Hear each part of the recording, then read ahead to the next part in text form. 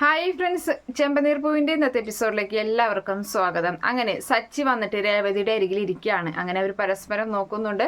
എല്ലാവരും വലിയ സന്തോഷത്തിലാണ്. ആ സമയത്ത് സച്ചിയുടെ മുത്തശ്ശി പറയാണ്, വേഗം തന്നെ ആ പൂമാല എടുത്ത് കയ്യിൽ കൊടുക്ക് ബാല എന്ന് പറയുമ്പോൾ ബാലൻ ചെന്ന് രണ്ടുപേരുടെയും കയ്യിൽ പൂമാല എടുത്ത് കൊടുക്കുകയാണ്. അങ്ങനെ ആദ്യം തന്നെ രേവതി സച്ചിയുടെ കഴുത്തിലും അതിനുശേഷം സച്ചി രേവതിയുടെ കഴുത്തിലും പൂമാല അണിഞ്ഞു കൊടുക്കുന്നുണ്ട്.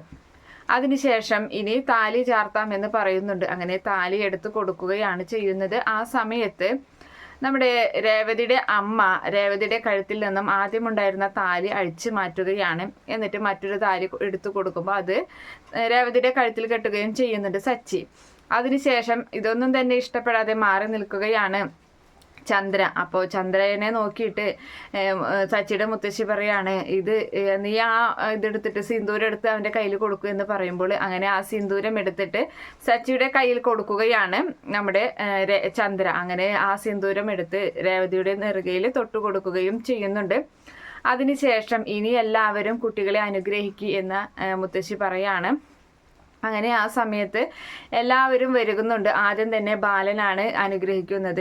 അവിടെ ഇരുന്നിരുന്ന കുറച്ച് പൂവെടുത്ത് അവരുടെ രണ്ടുപേരുടെയും തലയിൽ ഇട്ട് മനസ്സിൽ ഇങ്ങനെ നെറുകയിൽ കൈവച്ച് രണ്ടുപേരെ അനുഗ്രഹിക്കുകയാണ്. അതിനുശേഷം മുത്തശ്ശി തന്നെയാണ് അനുഗ്രഹിക്കുന്നത്. അതിനുശേഷം പിന്നീട് ചന്ദ്രയോട് പറയുന്നുണ്ട് മുത്തശ്ശി. അങ്ങനെ ചന്ദ്ര വന്ന് രണ്ടുപേരെ അനുഗ്രഹിക്കുന്നു. പിന്നീട് രേവതിയുടെ അമ്മയോട് പറയുമ്പോൾ രേവതിയുടെ അമ്മ പറയുന്നുണ്ട്, വേണ്ട, അദ്ദേഹം ഇല്ലാത്തതല്ലേ എന്ന് പറയുമ്പോൾ അത് സാരില്ല, നീ വന്ന് അനുഗ്രഹിക്കുക എന്ന് പറയുമ്പോഴും നമ്മുടെ രേവതിയുടെ അമ്മ വന്നിട്ട് അവർ രണ്ടുപേരെ അനുഗ്രഹിക്കുന്നുണ്ട്. അതിനുശേഷം നമ്മുടെ രേവതി ആണെങ്കിൽ രേവതിയുടെ നമ്മുടെ അനിയത്തിയോടായിട്ട് പറയുന്നുണ്ട്, അവിടെ എൻ്റെ റൂമിൽ ഒരു ആൻറ്റി ഉണ്ട്, ആ ആൻറ്റിയോട് ഒന്നും കൂടി വരാൻ പറയൂ ദേവു എന്ന് പറയുമ്പോൾ ശരി ചേച്ചി എന്ന് പറഞ്ഞിട്ട് ദേവു മുകളിലേക്ക് കയറി പോകുന്നുണ്ട്. അങ്ങനെ ദേവു വന്നിട്ട് ആൻറ്റിയോട് പറയാണ്. അപ്പോൾ ആൻറ്റി ഇങ്ങനെ വന്ന് നിൽക്കുന്നുണ്ട്. അപ്പോൾ ആൻറ്റി രേവതി ചേച്ചി ചെല്ലാൻ പറഞ്ഞു, ചടങ്ങുകളൊക്കെ തുടങ്ങിയിട്ടാന്ന് പറയുമ്പോൾ വരുന്നു മോളെ എന്ന് പറയുന്നുണ്ട്. അങ്ങനെ അവരങ്ങനെ താഴോട്ട് വരികയാണ്. ദേവുവിൻ്റെ കൂടെ ശ്രുതിയുടെ അമ്മ താഴോട്ട് ഇറങ്ങി വരികയാണ്. കുഞ്ഞവിടെ തന്നെ കിടന്നുറങ്ങാണ്. അങ്ങനെ വാതിൽ അടച്ചിട്ട് ഇങ്ങനെ താഴോട്ട് ഇറങ്ങി വരുമ്പോൾ ശ്രുതിയും ശ്രുതിയുടെ അമ്മയും കൂടി നേരിൽ കാണുന്നുണ്ട്. പരസ്പരം അവർ രണ്ടുപേരും ഞെട്ടിയിരിക്കുകയാണ്. എന്തായാലും ശ്രുതിയെ ഒരു മൈൻഡും ചെയ്യാതെ, പരിചയമുള്ള ഭാവം പോലും നടിക്കാതെ വേഗം തന്നെ ആ അമ്മ താഴോട്ട് ഇറങ്ങി വന്ന് അവർ രണ്ടുപേരെയും അനുഗ്രഹിക്കുകയും അവർ പിന്നെയും മുഖത്തോട് മുഖം നോക്കി നിൽക്കുകയാണ്. അങ്ങനെ വേഗം കുഞ്ഞു മുകളിൽ ഒറ്റയ്ക്ക് കിടക്കുകയാണ്, ഞാൻ പോട്ടെ മുകളിലേക്ക് എന്ന് പറയുമ്പോൾ ശരി എന്ന് പറഞ്ഞിട്ട് ആ ആൻറ്റി മുകളിലേക്ക് കയറി പോവുകയും ചെയ്യുന്നുണ്ട്. ശ്രുതി ആണെങ്കിൽ ആകെ അങ്കലാപ്പോട് കൂടി നിൽക്കുകയാണ്. അപ്പോൾ ആ അമ്മ പോയതിന് പുറകെ ആയിട്ട് ശ്രുതി ചന്ദ്രയോട് പറയുന്നുണ്ട്, അമ്മയെ ഞാനൊന്ന് വാഷ്റൂമിൽ പോയിട്ട് വരാമെന്ന് പറയുമ്പോൾ ശരി മോളെ എന്ന് പറഞ്ഞിട്ട് ശ്രുതിയും കൂടി മുകളിലേക്ക് കയറി പോവാണ്. അങ്ങനെ ആ അമ്മ സങ്കടത്തോടു കൂടി ആ വാതിൽ തുറന്ന് റൂമിൽ കുറ്റിയിടാൻ നിൽക്കുന്ന സമയത്ത് തന്നെ ശ്രുതി അകത്തേക്ക് കടക്കുകയാണ്. നിങ്ങളെന്താ ഇവിടെ, നിങ്ങൾ രണ്ടുപേരെന്താ ഇവിടെ എന്ന് ചോദിക്കുമ്പോൾ മോളെ ഞാൻ പറഞ്ഞില്ലേ നമ്മുടെ നാട്ടിൽ വെച്ചിട്ട് ഒരു കുട്ടിയെ പരിചയപ്പെട്ടു എന്ന്, അതാണ് രേവതി എന്ന് പറയുന്നുണ്ട്. നിങ്ങൾ എന്തിനാ ഇവിടേക്ക് വന്നതെന്ന് ചോദിക്കുമ്പോൾ രേവതി, ഞാൻ വീട്ടിലേക്ക് മടങ്ങി പോകുന്ന സമയത്ത് രേവതി മോള് കണ്ടായിരുന്നു. അപ്പോൾ ഇങ്ങനെ താലിമാറ്റിക്കെട്ടൽ ചടങ്ങിനെ കുറിച്ച് പറഞ്ഞു, എന്നെ ക്ഷണിച്ചായിരുന്നു, നിർബന്ധിച്ചത് കൊണ്ടാണ് വന്നത്. പിന്നെ രേവതിയും കുഞ്ഞും നല്ല കമ്പനിയാണെന്നൊക്കെ പറയുന്നുണ്ട്. അതെന്തെങ്കിലും ആയിക്കോട്ടെ, നിങ്ങൾ ഇങ്ങോട്ടേക്ക് വരാൻ പാടില്ലായിരുന്നു എന്നൊക്കെ പറഞ്ഞ് ദേഷ്യപ്പെടുകയാണ് ശ്രുതി ചെയ്യുന്നത്. അങ്ങനെ വേറൊരു സ്ഥലത്തേക്ക് ഇങ്ങനെ മാറ്റി നിർത്തുകയാണ് ശ്രുതി അമ്മയെ. എന്നിട്ട് അവിടെ വെച്ചിട്ട് ഒരുപാട് ദേഷ്യപ്പെടുന്നുണ്ട്. എന്തിനാ ഇവിടെ എൻ്റെ ജീവിതം തകർക്കാനാണ് വന്നതെന്നൊക്കെ ചോദിക്കുമ്പോൾ അമ്മ പറയുകയാണ്, എനിക്കറിയില്ലല്ലോ മോളെ, നീ ഈ വീട്ടിലേക്കാണ് കല്യാണം കഴിച്ചു കൊണ്ടുവരുന്നത്, ഈ വീട്ടിലെ പയ്യനെയാണ് കല്യാണം കഴിക്കാൻ പോകുന്നത്. ഇവിടെ വന്ന് നിങ്ങളെ രണ്ടുപേരെ ഒന്നിച്ച് കണ്ടപ്പോഴാണ് എനിക്ക് കാര്യങ്ങളൊക്കെ മനസ്സിലായത്. അപ്പം എന്നെ പറ്റി രേവതിയോട് പറഞ്ഞിട്ടുണ്ടോ എന്ന് ശ്രുതി ചോദിക്കുമ്പോൾ ഇല്ല, ഞാനൊന്നും പറഞ്ഞിട്ടില്ല മോളെ എന്ന് പറയാണ്. ആ സമയത്ത് നിങ്ങൾ എത്രയും വേഗം തന്നെ ഇവിടുന്ന് പൊക്കോളണം, എൻ്റെ ജീവിതം നശിപ്പിക്കരുതെന്ന് പറയുമ്പോൾ അമ്മ പറയാണ്, മോളെ എന്തായാലും ചെക്കനെ എനിക്ക് നല്ല ഇഷ്ടപ്പെട്ടു, വീട്ടുകാരും നല്ല വീട്ടുകാരൊക്കെ തന്നെയാണ്, അപ്പോൾ ഇവരെ ഇങ്ങനെ ചതിക്കണം മോളെ, നമുക്ക് എന്തായാലും കാര്യങ്ങളൊക്കെ തുറന്ന് പറഞ്ഞിട്ട് കല്യാണം കഴിച്ചാൽ പോരെ എന്ന് ചോദിക്കുമ്പോൾ നിങ്ങൾ എന്തൊക്കെയാണ് ഈ പറയുന്നതെന്ന് ചോദിക്കുകയാണ്. ഞാൻ പറഞ്ഞോളാം മോളെ കാര്യങ്ങളൊക്കെ എന്ന് അമ്മ പറയുമ്പോൾ നിങ്ങൾ എന്നെ കൊന്നിട്ട് വേണമെങ്കിൽ അവിടെ ചെന്ന് കാര്യങ്ങൾ പറഞ്ഞു എന്ന് പറയാണ്.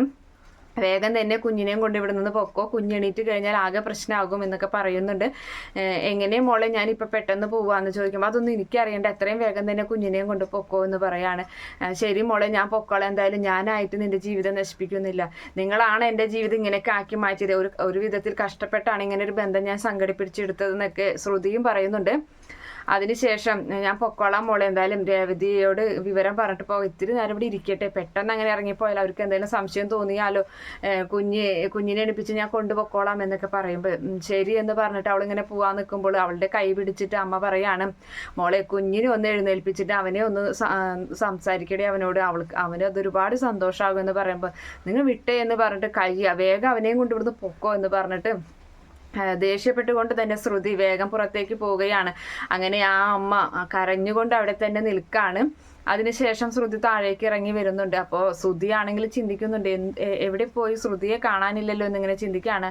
അപ്പോൾ ശ്രുതി താനിത് എവിടെ പോയതാണെന്ന് ചോദിക്കുന്നുണ്ട്. അപ്പോൾ പറയാണ്, ഞാൻ വാഷ്റൂമിൽ പോയതാണ്. എന്ത് പറ്റി തൻ്റെ മുഖത്തൊരു വല്ലായ്മ പോലെ എന്ന് ചോദിക്കുമ്പോൾ ഒന്നുമില്ല, എനിക്ക് ചെറിയൊരു തലവേദന എന്ന് ശ്രുതി കള്ളം പറയുകയും ചെയ്യുന്നുണ്ട്. ചായ വേണോ എന്ന് ചോദിക്കുകയാണ്. ചായ ഒന്നും വേണ്ട, കുറച്ചിട്ട് ഞാൻ കുടിച്ചോളാം എന്ന് പറയുന്നു.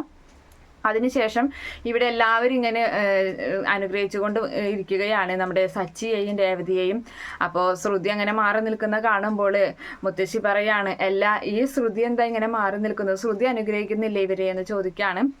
അപ്പോൾ ശ്രുതിയാണെങ്കിൽ ആകെ ഒരു ഞെട്ടലോട് കൂടി നിൽക്കാണ്. ആ സമയത്ത് ചന്ദ്രയോടായിട്ട് മുത്തശ്ശി പറയുന്നുണ്ട്, അവളോട് വന്ന് അനുഗ്രഹിക്കാൻ പറയും ചന്ദ്ര എന്ന് പറയുമ്പോൾ, മോളെ ശ്രുതി വാ വന്ന് അനുഗ്രഹിക്കുക എന്ന് പറയാണ്.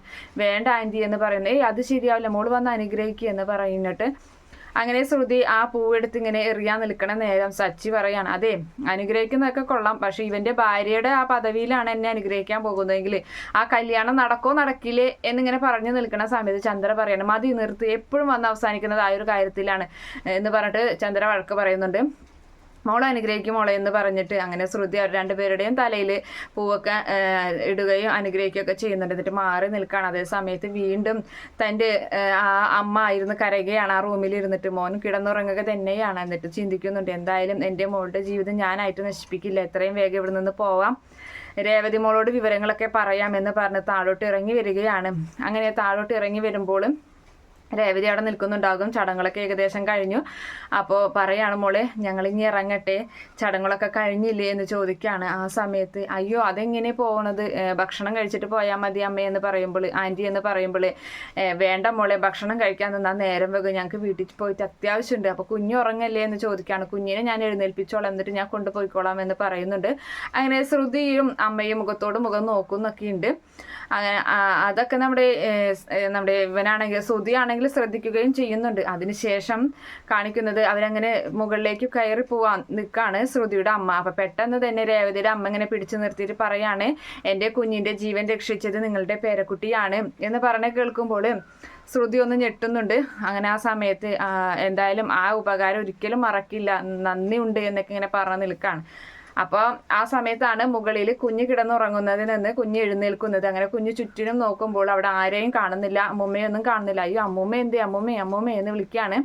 അങ്ങനെ വാതിലും തുറന്ന് താഴോട്ട് കുഞ്ഞിറങ്ങി വരികയാണ്.